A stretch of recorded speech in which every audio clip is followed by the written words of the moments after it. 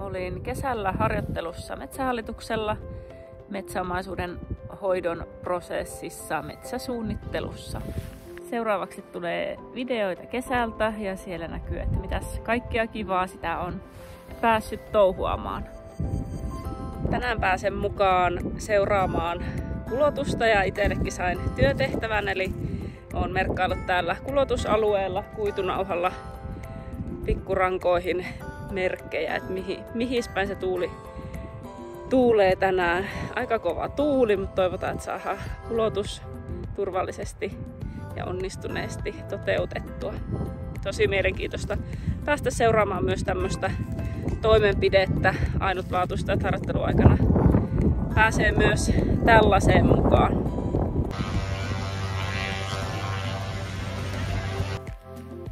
Tänään olen päässyt metsäasiantuntijan mukaan seuraamaan vanhojen metsien inventointia. Ollaan käyty läpi kriteeristöä, että minkälaisilla kriteereillä tätä inventointia tehdään. Ja on ollut mielenkiintoista tutustua niihin kriteereihin ja huomaa, että taas tästä metsästä saa vähän enempi irti, kun tietää, että mitäs kaikkea täältä kuntan alta löytyy ja kuinka vanhoja nämä puut on, mitkä meitä ympäröi. Täällä ollaan liputtamassa AE-kohdetta eli alueekologista kohdetta. Tälle toiselle puolelle on tulossa alaharvennus laatuharvennuksena, niin osa motomies sitten tai nainen tämän alueen ottaa huomioon, että tänne ei kosketa. Ja tältä AE-kohteelta löytyy muun muassa metsäkortekorpia. Tänään on itsekseni maastossa suunnittelemassa leimikoita ja tämä kohde, mihin tulin, niin täällä olisi tarkoitus tehdä harvennuksia. Eli mittailen puuston pohjapinta-alaa, läpimittoja, keskipituuksia ja sitten niiden perusteella katsotaan, että täyttyykö riittävät pohjapinta-ala- ja pituustiedot siihen, että tämän voisi harventaa.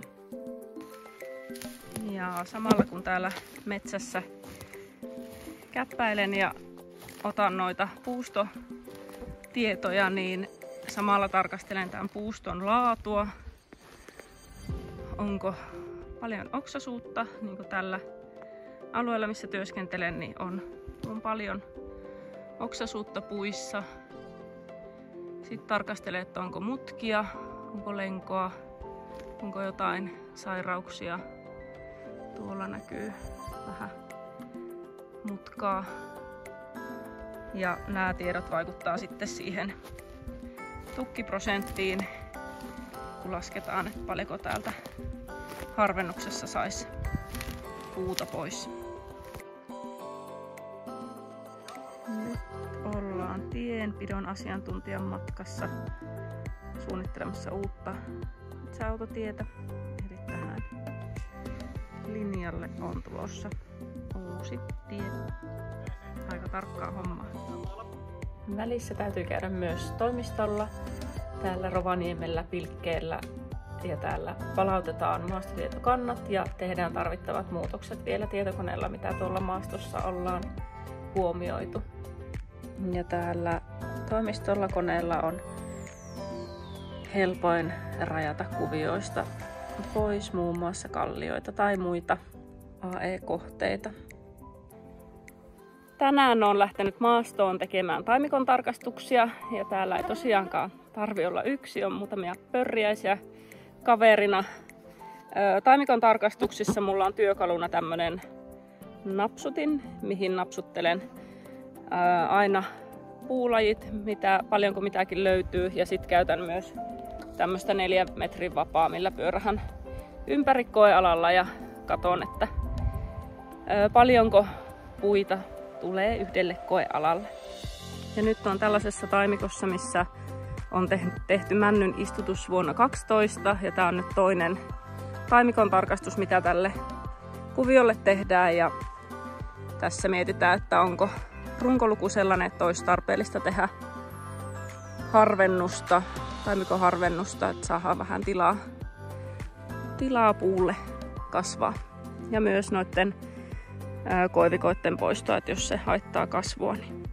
Niitä toimistopäiviä pääsi myös viettämään kesän aikana Pilkkeellä. Ja ne oli tosi kivoja päiviä. Siellä pääsi tutustumaan metsäasiantuntijoihin ja muidenkin prosessien asiantuntijoihin. Sitten pääsi myös juttelemaan esimiesten kanssa ja näkemään vähän, että minkälainen yhteisöllinen meininki siellä on ja ehkä vähän verkkojakin laittamaan vesille tulevaisuutta ajatellen. Haasteita meinas alkuun aiheuttaa maastotietojärjestelmä, mikä oli tälleen ensikertalaiselle aika monimutkainen, mutta kun sieltä ajan kanssa sai tutkailla, että mites ja mistä mitäkin löytyy, niin kyllä sitä sitten loppukesästä jo osasi ihan kohtuudella käyttää. Harjoitteluaikana pääsin näkemään konkreettisesti, että mitä metsäasiantuntijan työ Metsähallituksella on ja minkälainen iso prosessi siellä pyörii siitä suunnittelusta ihan sinne puun korjuuseen saakka. Kesä oli kaiken kaikkiaan aivan mahtava, tosi opettavainen ja uskon, että tällä harjoittelulla on merkitystä siihen, että minkälaisia urasuunnitelmia tulen tekemään.